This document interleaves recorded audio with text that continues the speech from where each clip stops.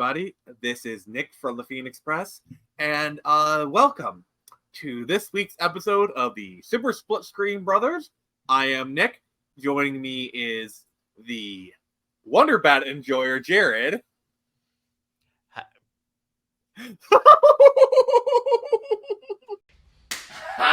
Got him! New record! New record! That is some speedrun strats right there. New world record on breaking Jared. I just broke the world record, guys. So how you doing, Jared? Until then, I was doing pretty good. Oh, don't worry, guys. He will get me back for that. He will. So, Jared, let's start these podcasts like we always do. What you playing, playa? Well, for one thing, in terms of movies, I rewatched the first two Pirates of the Caribbean movies. Those are awesome. By the way, when I saw Davy Jones for the first, because I haven't seen these movies in years, I'm sorry, the Flash director has no excuse at this point. Yeah, like the CG on Davy Jones still looks amazing. Oh, dude, that looks like it was done by the best in a good scenario today. And that CG is what, 15 years old? Yeah, I'm sorry, dude. No, as soon as I saw that, I was like, okay, there are a lot of things about the Flash I can defend. That's not, because I've seen that. Even if you go back to the first film, The Black Pearl, which I think was like what, 2004? Mm-hmm. Let me go back. Pirates of the Caribbean. All right. I'm just kind of looking it up right now. Oh my god, 2003. So the film is literally 20 years old this year, okay? And if you look at like the skeletons and the pirates, it looks a bit rough, but still looks better than the Flash. But the improvement of VFX from 1 to 2 is like drastic. No, but what I'm saying is, like, yes, like the visual, like, honestly, the effects from Curse of the Black Pearl, while they do look dated, they still work. You know, here's the thing: it's aided and they by still look a million times better than and the Nick, Flash. here's the key thing about the skeleton thing. Here's what was actually genius about the way they did that. It's at night. When it's at night, it's a little easier to get away with rough-ish special effects. Where with the Flash, it's all in the daytime. Like, my favorite shot from Curse of the Black Pearl is like, "You better start believing in fairy tales, Miss Turner. You're in No, ghost stories. You better start believing in ghost stories, Miss Turner, because you're in one." My favorite line is when Jack is first sword fighting Will, and he goes, "Who makes all these swords?" And he goes, "I do, and I practice with them 3 times a day." And Jack goes, "You need to find yourself a girl, mate." Honestly, the line, just like all of like the writing on that film is just or so my good. favorite, Like, when he you are jumps without over a the doubt ship. the worst. Wait, I got it. Yeah. You are without a doubt the worst pirate I've ever heard of. But you have heard of me. My other favorite is like in At World's End, which is the one I'm watching now, when he jumps onto the Black Pearl from when he escapes from I think it's Beckett's ship on the Black Pearl. He's hanging out on the little lantern thing, and he goes, "And that was not even a single drop of rum." But where has the rum gone? Like, oh my god, so many classic lines. But anyway, yeah, I need to rewatch the Pirate films. I actually never watched At World's End. I saw I've only seen the first 2. I only watched the first 2. I liked them, but I never got around to watching the other ones. Like, I need to do that. But yeah, what else have you been playing? I was playing. Okay, so I actually started playing. Believe it or not, it's a game that looks incredible today. Even today, Crisis. I played Crisis 2 because I have. So that answers that question. Yeah, because I have all 3 Crisis games. One I got with games with gold. So, but so it does run Crisis. Cool. Mm-hmm. Oh yeah. Oh well, yeah. And even on my 360, those games looked Like, Yeah, wow. Jared, do you get the meme of Can It Run Crisis? Yes, I do. I know. Because when that game came out, that was PC, I think that had yeah, that issue, literally right? that game was so ahead of the time. Like, not even like the highest end consumer rigs could run it at full blast ultra settings at like 60 frames. Like, it was literally too powerful. There's only one word. There's only one thing I have to say to that. Apparently, the machines didn't have maximum power. That's what the suit says when you use your super strength. I had to. So, But anyway, for me, so I wasn't done yet. So I was doing that. And in terms of like TV shows, I've been watching this fantastic show with my dad called The Foundation. It's sort of like a super high def sci-fi show. It's on the Apple TV Plus thing. This is awesome. Like, it's a show, but obviously if it's done by Apple, it looks like a bunch of movies. And each episode is like an hour long, so it feels like you're watching a dope sci-fi movie, and it's done by David Goyer. Oh. Except he is remember what we've said about David Goyer. He's great if he has people to rein him in. He clearly has people to rein him in the show, because this is superb. Yes, they literally just hired someone off set, and whenever he makes a dumb idea, the person goes, No, the person actually takes actual horse's reins and pulls him back. No, it's like a shepherd's crook, you know? Like yes, a shepherd's crook. There you go. That's right. What are you playing? What about you, Nick? So I've been diving deep into Shadow of the Tomb Raider, which is the third part in the reboot trilogy. Contrary to some of our more favorite butter eating YouTubers, I actually enjoyed this game. 2013 kind of has a special place in my heart. I always kind of vibe with like the Survivor theme of that game. Rise was good, and this one I'm really enjoying. I'm really enjoying the game. I still think the other ones are better, but it's good so far. Like, I'm enjoying it. I played the first one, the one that the Vikander movie is based on, and yeah, I gotta say, that was the most fun I've ever had playing a Tomb Raider game. Because I played that, and I played, I think, Legends, and the one with Excalibur, I think. Yeah, you need to try playing like Rise and Shadow. Like, Rise is actually pretty good. Kind of takes place in like Siberia, so it's got a little wintry, cold kind of feeling to it. The funniest part about playing Tomb Raider Legends is that there is a part of it that takes place in like the winter, but you can still have Lara in a bikini in the winter. That's the funny part. Yeah, like the reboot games also have costumes and whatnot. One of the costumes is literally just her Tomb Raider 2 model, pixels and all. I think there's one that makes her look like Kratos from God of War or something like that, but there's a lot of really cool ones. Yeah, I would not be surprised. But yeah, then also been playing some FF14 with a lot of people from my Discord. That's pretty cool. So yeah. And don't forget you were swinging around NYC. Oh, yep. Then playing some Spider-Man. I can't do whatever a spider can. Had the spot, but okay. But yeah. Fail. All right. So are you ready to talk about our news? Yes, we got 2 items on the docket for you today.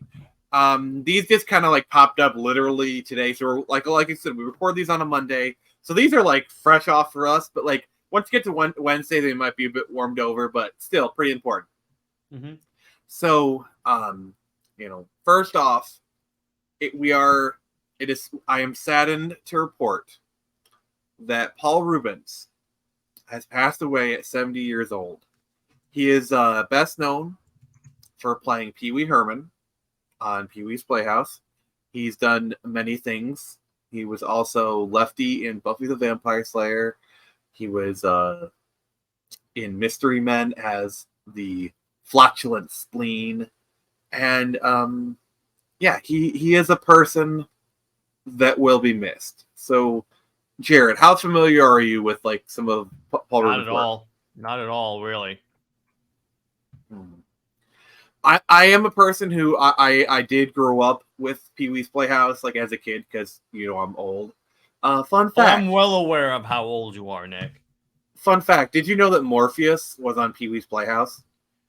Morbius was? Morpheus. Oh man, so it wasn't. So that's a way of saying it's morphin time, huh? So Lawrence Fishburne himself was on Pee-wee's Playhouse as Cowboy Curtis. Wow. Yeah, a little fun fact for you there. And then I always did enjoy the movies like Pee-wee's Big Adventure, and I actually remember like 5-10 years ago they did a sequel movie called Pee-wee's Big Day Out or whatever, and like that actually wasn't too bad. Like I actually kind of enjoyed that. But yeah. So rest in peace, Paul Rubens. Um, yeah. So I wanted to get kind of that somber one out of the way, and then we can kind of, let's, like Jared, I kind of played that a bit low key. Oh yeah, yeah. And by the way, well done. So also the Loki trailer came out, which by the way, it's interesting how they are embracing Jonathan Majors. Yeah, I have some thoughts on that, but before we kind of get into the season 2 trailer, what did you think of the first season? I loved it. That was one of the highlights of phase of whatever the hell that they want to label that phase. I think it's phase 4 at that point. Yeah, it was still phase 4. Personally, I thought it was okay. I didn't hate it. I didn't like it or love it. I thought like, oh yeah, this was fine. The atmosphere was really good. The detail, like they went overboard with the detail. I think the moment that sold the show for me, and this is gonna be really weird. So you remember when like later on in the series when they're in like the garbage world and whatnot, and like all the Lokis are talking in the old bowling alley? The thing with me is I was watching that episode and I looked in the back and they had a Polybius arcade cabinet. And like, are you familiar with the Polybius urban legend? All right. So for those who don't know, Polybius was supposedly an arcade game from like the early 80s that was only released in like select markets for like a month and was giving people like seizures. It was like the supposedly like FBI agents were like testing it for marketing. It's like it's this big conspiracy, like whatever. The game never really existed, but it was kind of an urban legend. If you're kind of an old head like me, you're kind of familiar with the tale. But like the fact that they had a Polybius cabinet, to me, it kind of said like, okay, they're caring about the details here. Like that is something that like you only include it unless you really care. Yeah. Like the like I really appreciate the attention to detail in the background and just like I like kind of how it had like a 70s feel to it. I kind of had like the smoky haze throughout all of it. And like they use kind of old school term, like the detail on like the TVA. It felt really well done. And so I appreciated that. The series itself was okay. Really rather inoffensive. My favorite, I know, like the part where it really hit me was when the Thanos copter showed up, because that's a deep pull for Marvel. Wait, they actually did that? Yes, that the Thanos copter was in this. I don't remember seeing that. But... When Frog Loki showed up, also played by Chris Hemsworth. Like really, like the big controversy for that is when he came out as like bisexual. Okay, two things. No, Oh, not bisexual, no. Fluid. Okay, two things.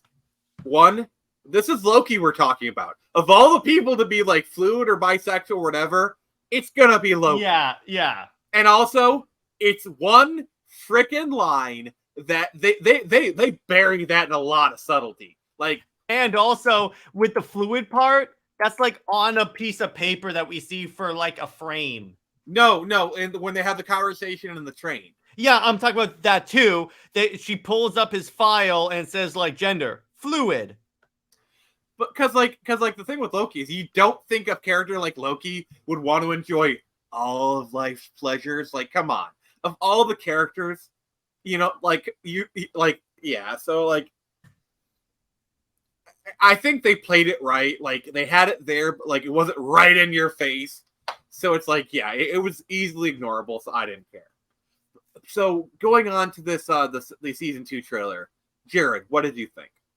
I dug it. I like how they're basically embracing Jonathan Majors, so it shows that they have confidence that he's going to get acquitted.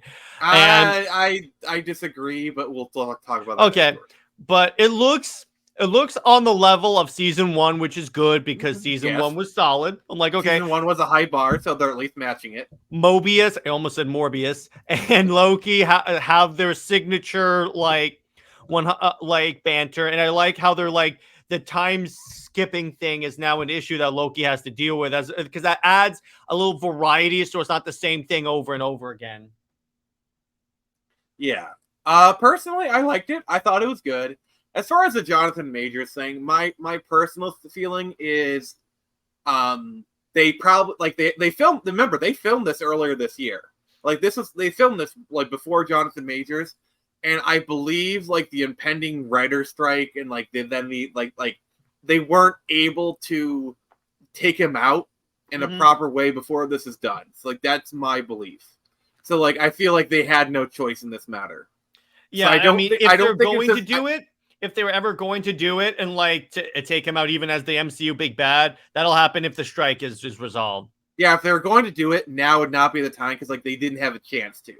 So I wouldn't take this as an indication that, he's back, blah, blah, blah, I will say, like, the writers and directors strike might actually be a good thing for him because that'll give enough time for, like, the whole situation, give some distance to it, so it might actually benefit him, but we'll see.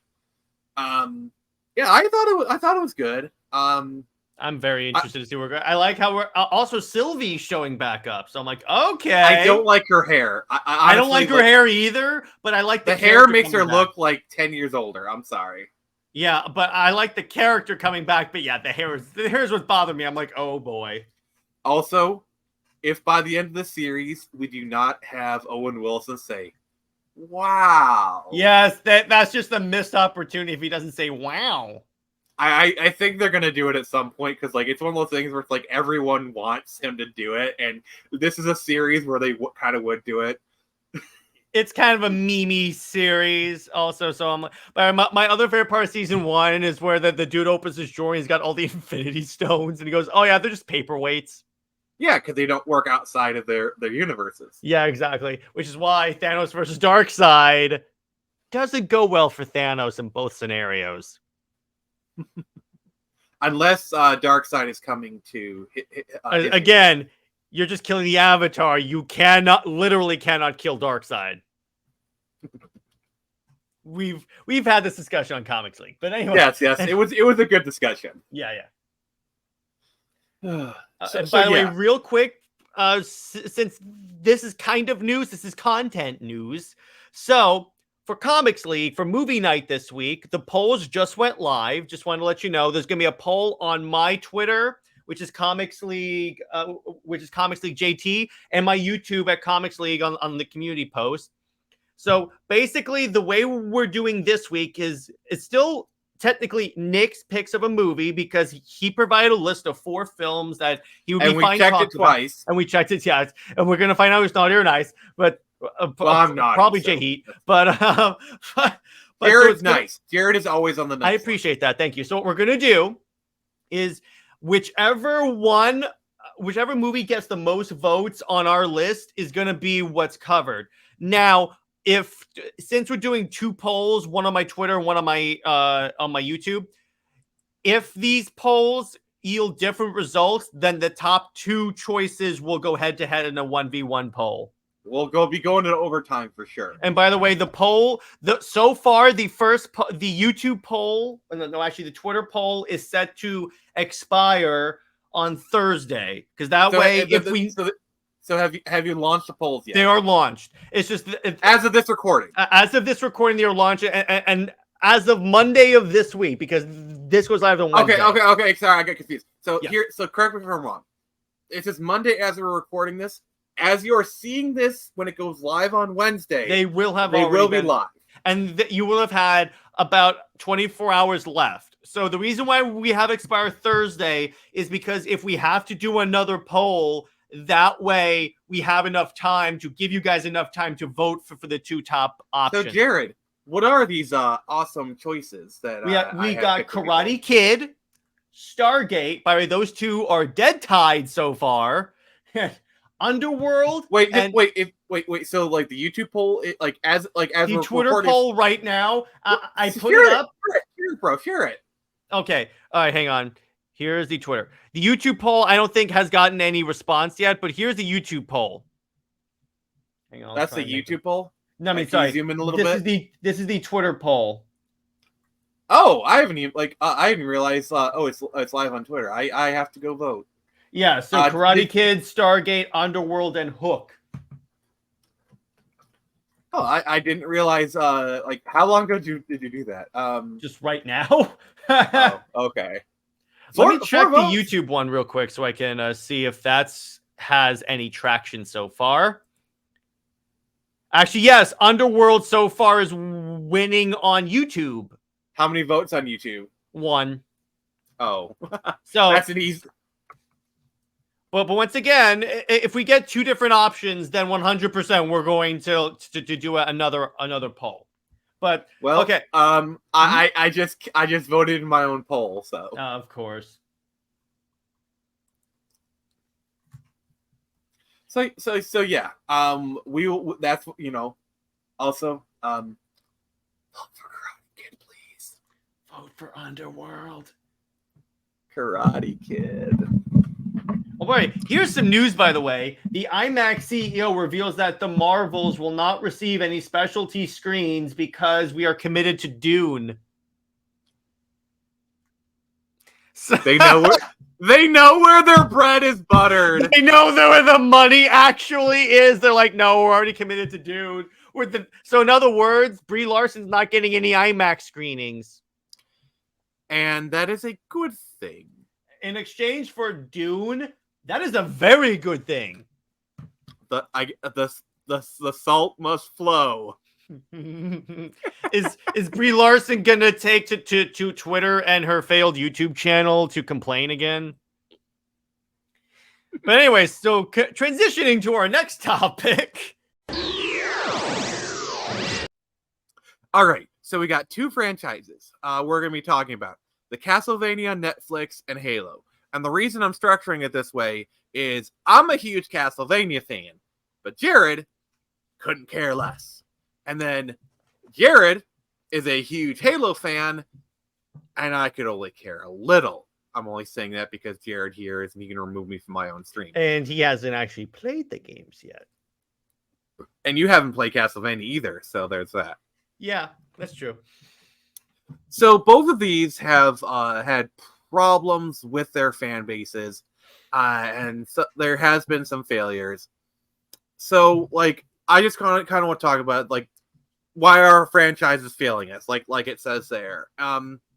So basically, the trailer for the second series of Castlevania on Netflix dropped, Castlevania Nocturne, which is covering Rondo of Blood and hopefully Symphony of the Night.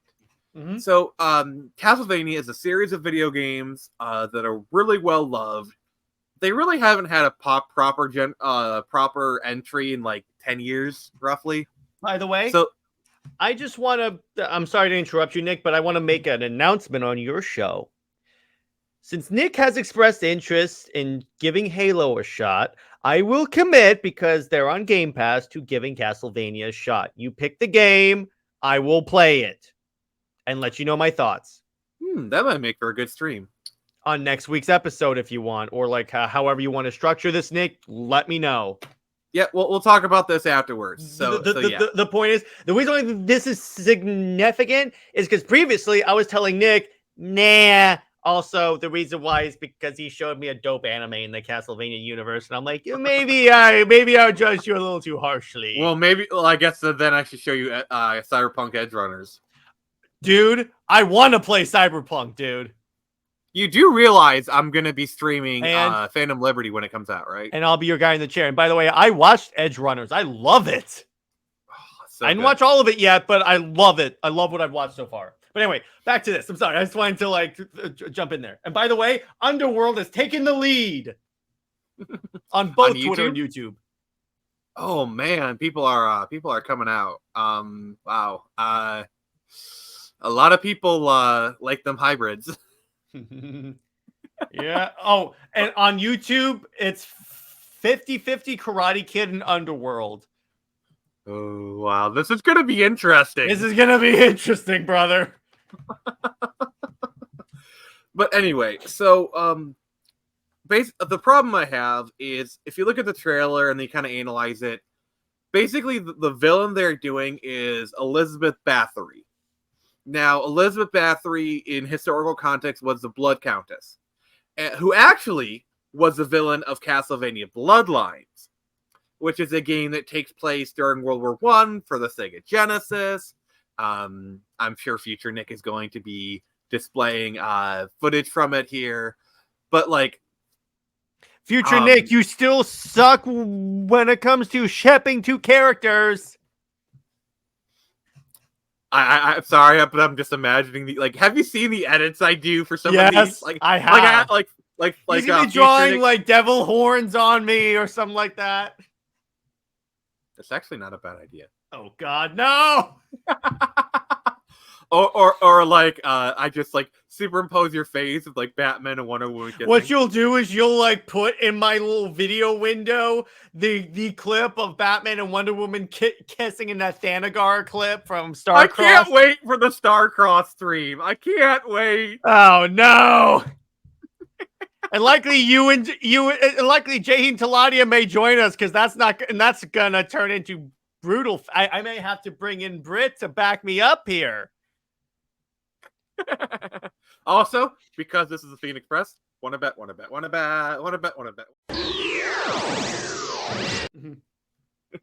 Yeah, anyway, so he is not the villain of Rondo of Blood.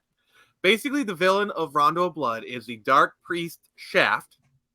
Yes, get out all your all the jokes out of the way now. And he's basically trying to resurrect Dracula by sacrificing a number of maidens. Okay. And so yeah, he's the villain of that. And what I don't like is you've been seeing this a lot in games where it's like they just twist the story. Like, we gotta have a female villain. They literally did this with the original show. Because Dracula's a villain. And then after season 2, Carmilla's the villain. Mm-hmm. Which Carmilla is a villain in the Castlevania universe. Like, that's fine. But like, they literally just turned the show into they're going like literally they kill Dracula in at the end of season 2. Spoilers, by the way. And after that, it's like this whole like fan fiction-y thing. Like, they kind of do Curse of Dark. Like, they don't like they have the Curse of Darkness characters, but like they don't do it. Like, I just don't like it when it's like they have a perfectly fine story, but like, oh, we can do this better. We can adapt our own original story, you know, with black people and women instead of the main characters. You know, so like that got a little spicy. Yeah, and I'm just not a fan of them like race swapping all these characters willy-nilly that don't need it. It's especially bad when like you race swap an actor and the actor honestly really isn't even that good. Like if you race swap an actor and they're actually good and they fit the role, then fine. It's like Idris Elba as James Bond. I could see that. Yeah, I mean, in my opinion, the only thing about James Bond, he has to be male and British. Those are the only two qualifiers. Well, yeah, and luckily, it just fulfills that. Yeah, and like, I'm not even like that. Like Doctor Who, like they had a female doctor, now they're having like a black doctor. I'm not really even opposed to that because like they took the time over years to establish it in the lore that the doctor could turn into different races and like a female if they wanted to. Like they didn't just suddenly flip the switch. Like, they took years of like placing that into the lore. So like, that's fine. The lore changes over time anyway. So like, I don't care about that. Mm-hmm. You know, Doctor Who could turn into a fish person and be fine. You know, whatever. Fishman. Yes, Dr. Fish. But like, yeah, it's just, I don't know. But I don't want this just to be like a race swap kind of thing, you know, because that's just stupid. But like, it's just you have these people. They come into the show. They don't even care about the show. I've been trying to tiptoe around it, but like we got to talk about this Witcher.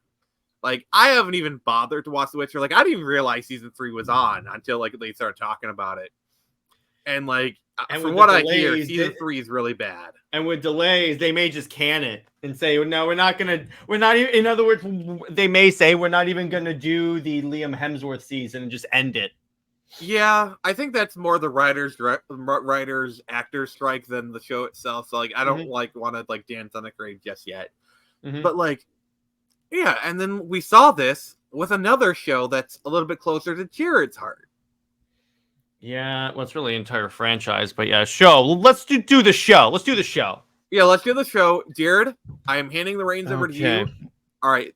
So when a Halo show was announced, let's be clear on this. We were over the moon because it's been high time Halo got like a big production Halo series. They've had these in the past for like, they've done like Forerunner Dawn and Nightfall and such, but those were just trailers for the game. This was the completely original story for this. I started to get concerned when they started saying it's basically an Elseworld story. Then I'm like, oh no, because what that means is they're going to change the lore. Their excuse, and the other part that really concerned me is when they actually said they hired showrunners who had never played the game. Yeah, like you see that we've been seeing that pop up a lot. Like for Last of Us, like they bragged about how they didn't play the game and how they forbade them. Like I remember Bella Ramsey actually snuck and played the game. Bella Ramsey, like an actor shouldn't have to sneak to try and play the source material for the game. I know. But so I was very hopeful.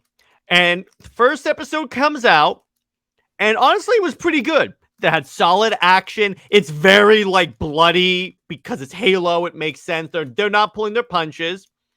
The suits look good. The chief sounded awesome. Everything looked good. There were some logical inconsistencies, like when the Marines are shooting at aliens with a specific gun, it does no damage. Then the Spartans pick it up and they're mowing down elites. So I'm like, okay. Then they have the chief take his helmet off, which at the end of the first episode, which for those of you that aren't like that into Halo, that is a mortal sin. Because here's the thing, and Pablo Pascal, Pablo Schreiber, who plays Chief, he did a pretty good job as Chief. He said, well, there's not really that like Mandalorian rule where you can't take off your helmet. And I said, okay, that's true, but there's a rule with the fan base because we're supposed to be able to see ourselves in Chief.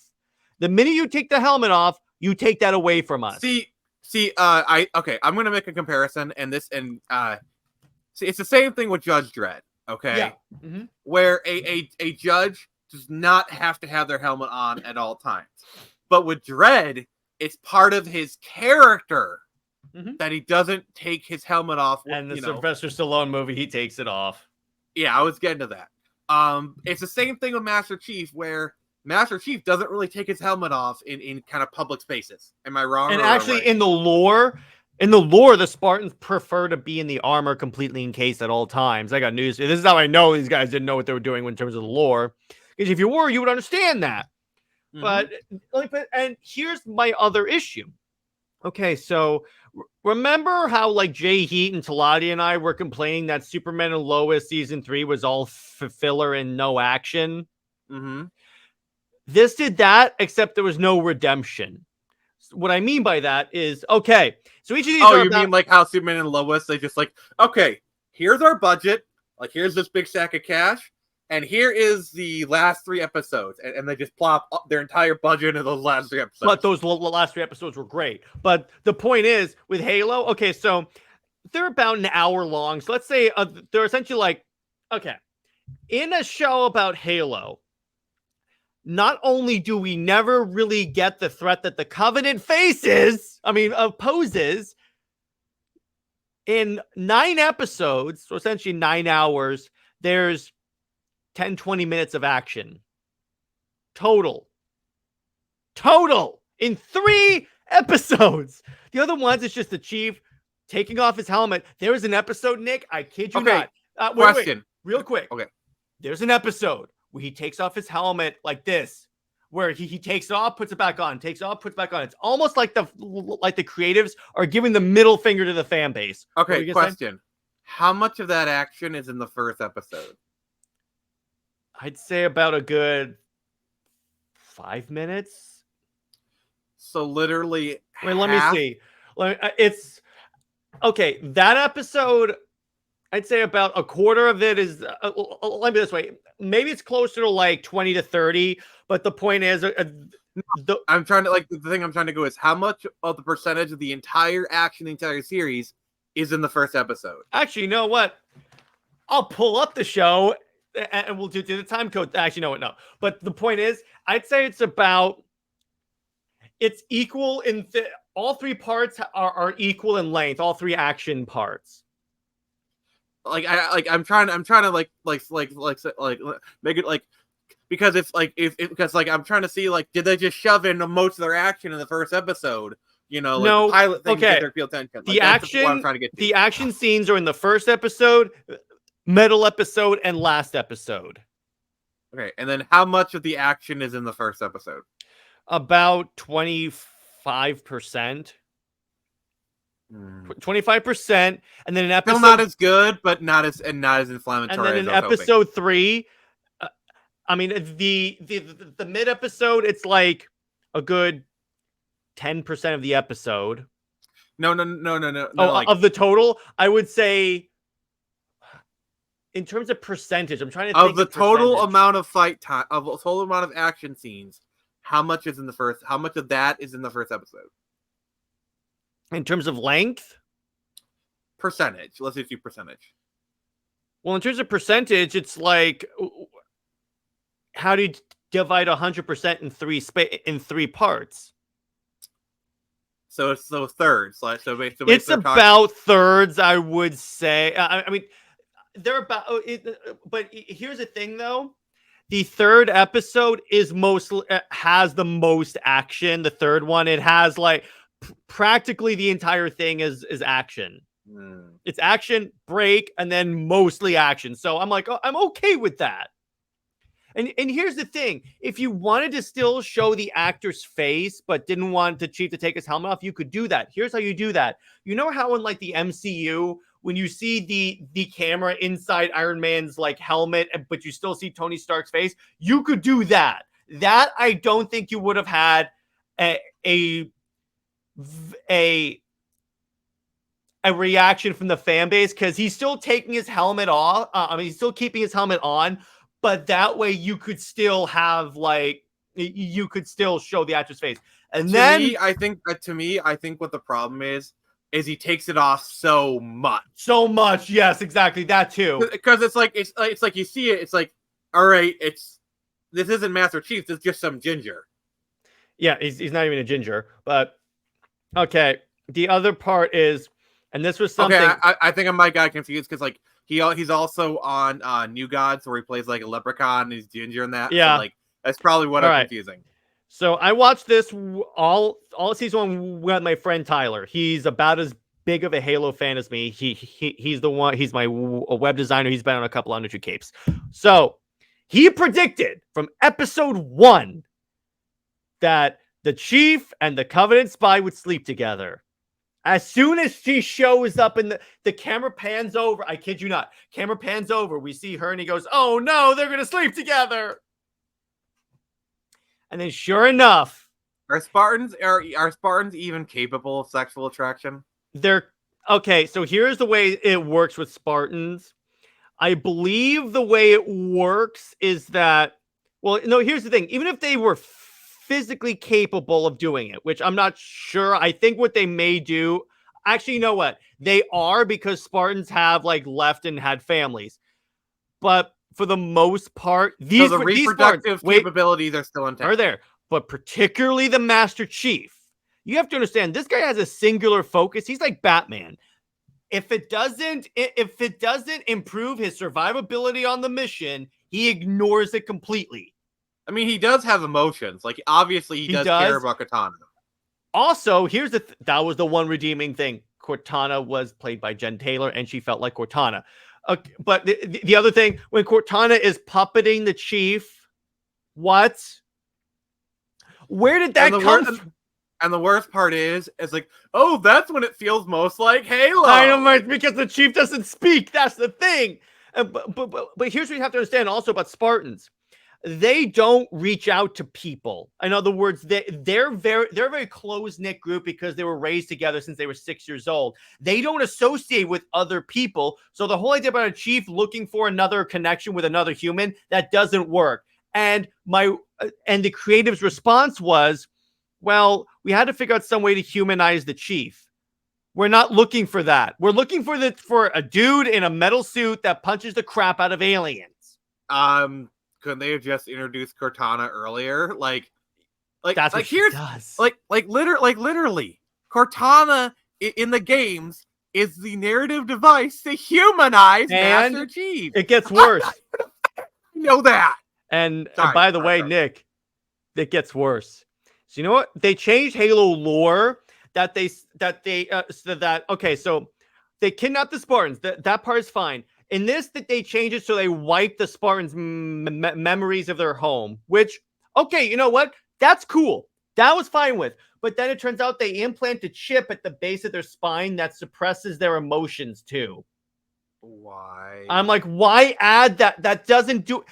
Literally, the Spartans have that, but without the chip. Why are you doing this? It's so we can have a shot of the Chief's ass because there's so many ass shots in this show. It is really uncomfortable.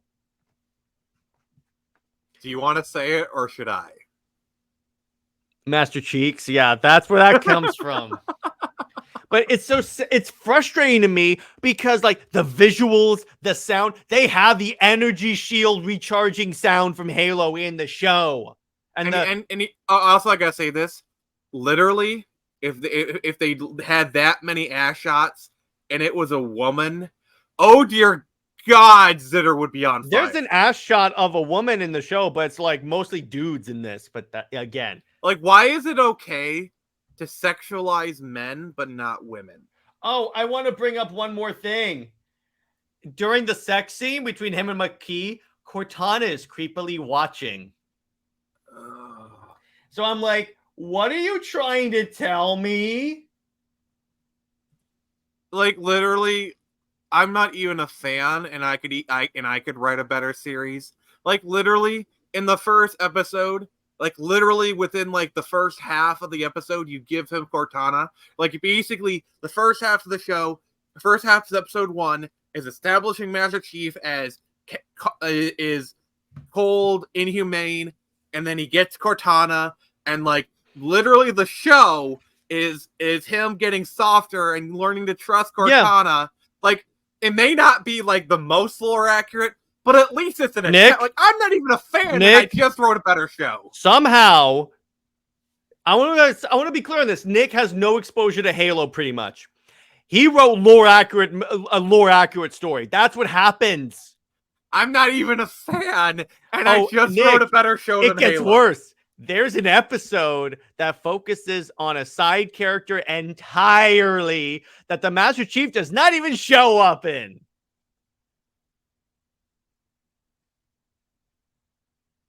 If you want to see a fantastic series of reviews, this is the one time I'm going to recommend them on this channel. Watch Angry Joe's review of this show.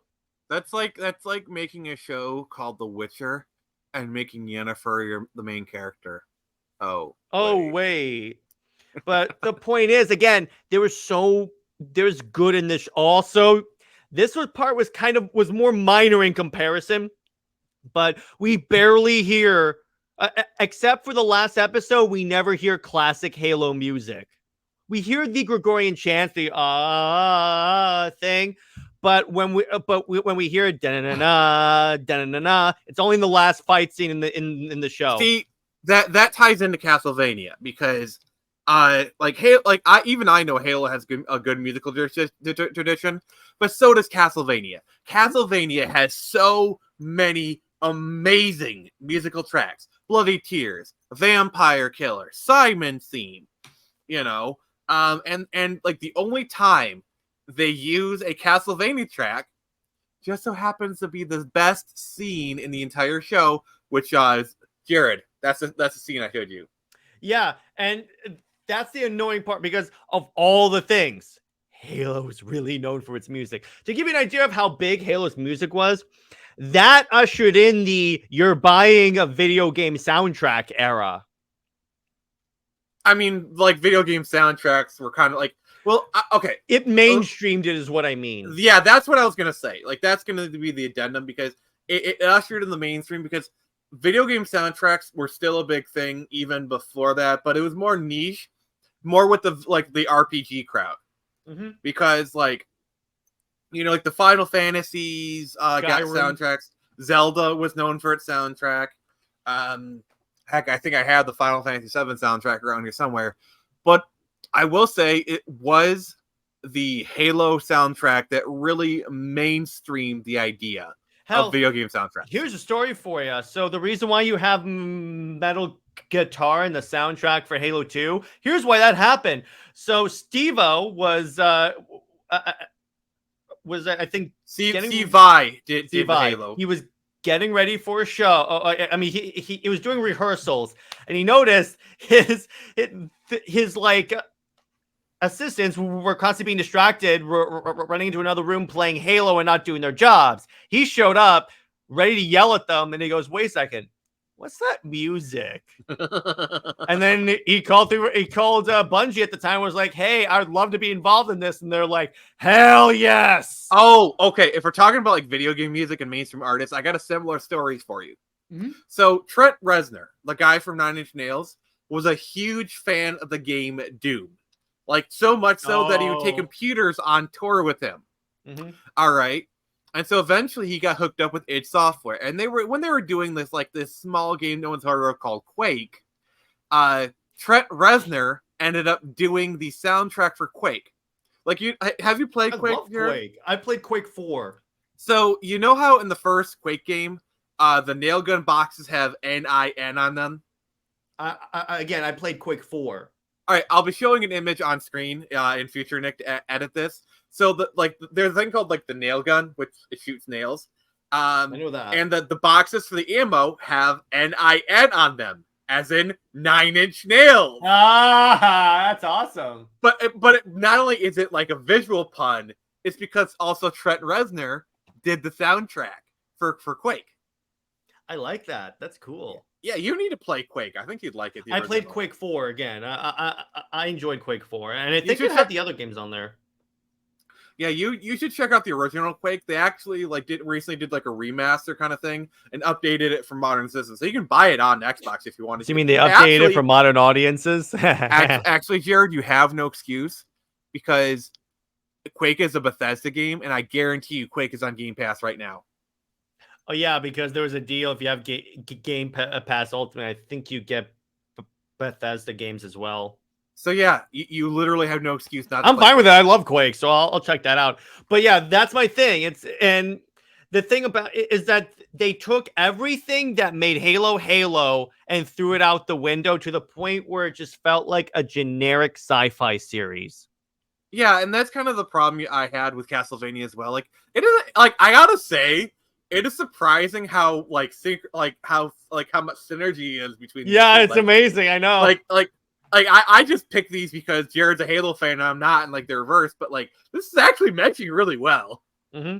But it's like, and also, the action scenes were cool, but a lot of it was just people standing around talking, and they race ban a good two very key characters. So if it was just that, if those are the only changes they made, I was like, okay. It got so bad. I kid you not, 343 came out and said, yes, we're going to make season 2 more accurate to the games.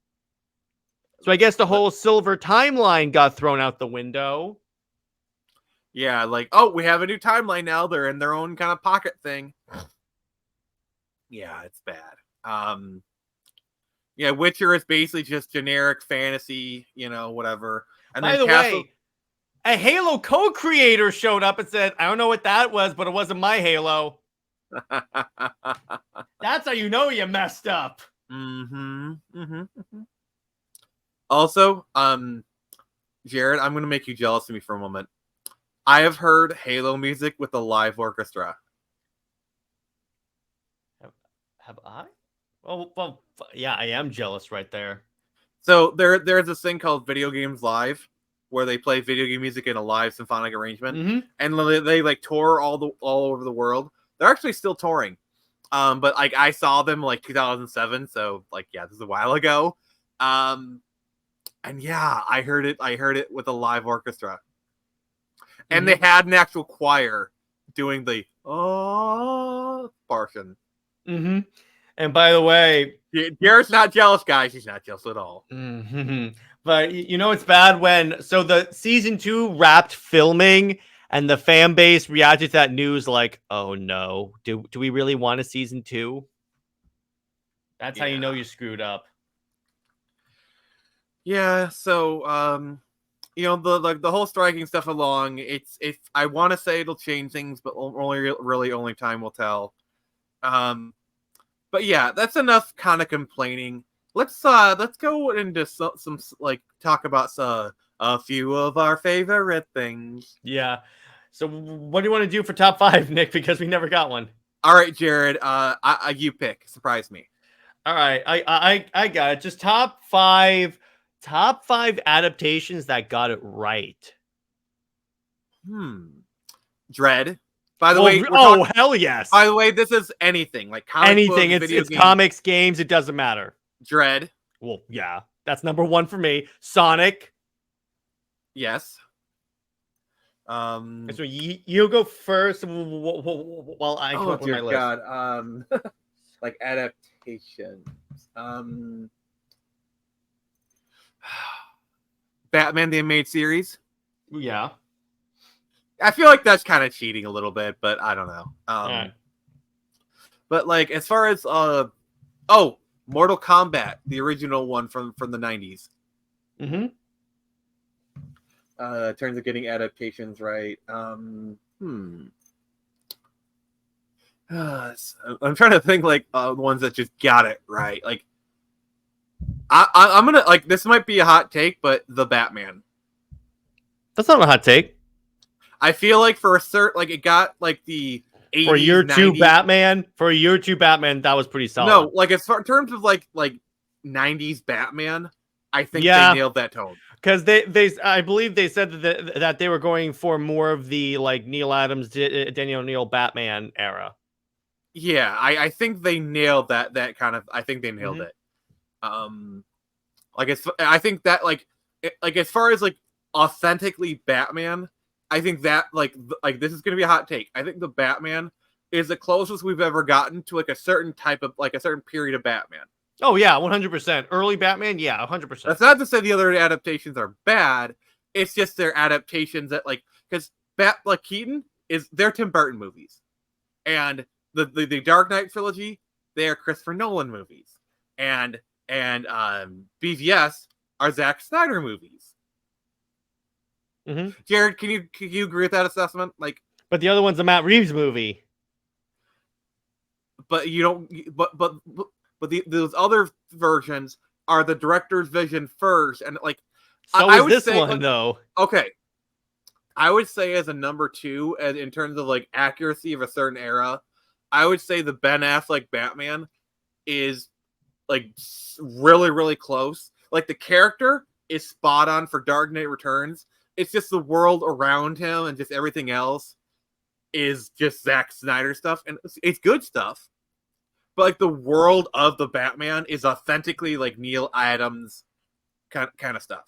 You could say it's still Matt Reeves' world, but it's okay. We'll agree to disagree on that. Yeah, it's okay to be wrong. Oh, trust me. Wait till you see my list. All right, go ahead.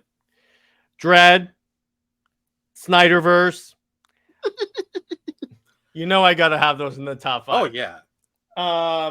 Sonic, Mortal Kombat, the newer movie. Oh. And John Bernthal's The Punisher. Okay. That is pretty much The Punisher. I will add the Michael Cox, the Charlie Cox Daredevil is spot on. Like actually, Daredevil 2003 is like it's obviously inspired by Frank Miller, but I don't think they go like they're like go full on. It's basically Frank Miller Daredevil with an early 2000s filter put through it. I like it. I will say, but in terms of accuracy, I think as far as like the core and essence of Daredevil, the Charlie Cox like the original Netflix run, spot on. Honorable mention, Batman and Robin. Okay. Even I couldn't stay in the show after that one. Sorry, that was a joke. Honorable mention, Charlie Cox Daredevil for me too, because yeah, that was pretty dope. All right. So Jared, thank you for torturing and testing my sanity once again. If you guys, what are you guys' favorite adaptations? And don't forget to like, comment, and subscribe. Also, make sure to check out my Patreon down below. And this has been Nick from the Phoenix Press. And remember, I can only show you the door. You're the ones to walk through it. Super Wonder.